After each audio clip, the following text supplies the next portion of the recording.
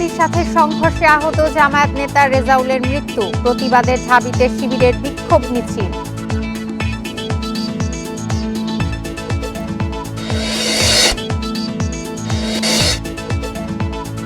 মানুষের রাজনৈতিক অধিকার নিশ্চিতে ঐক্যবদ্ধভাবে কাজ করবে বিএনপি, টাইম সাময়িকীকে বললেন তারেক রহমান।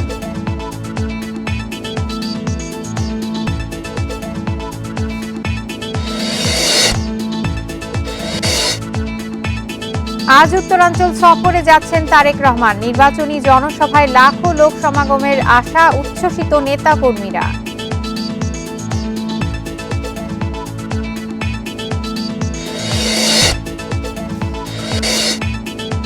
লুট অস্ত্র উদ্ধার না হয় ফেনীতে নির্বাচন ঘিরে শঙ্কা, টাঙ্গাইলে ভোট কেন্দ্রের নিরাপত্তায় বসানো হচ্ছে সিসি ক্যামেরা।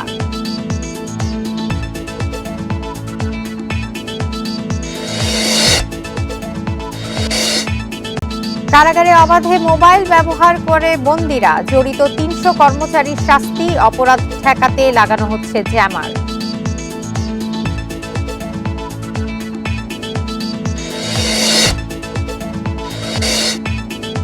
হাসপাতাল থেকে ছড়াচ্ছে ওষুধ প্রতিরোধী জীবাণু, ৮০% নবজাতকের শরীরে অকার্যকর, বেশিরভাগ অ্যান্টিবায়োটিক।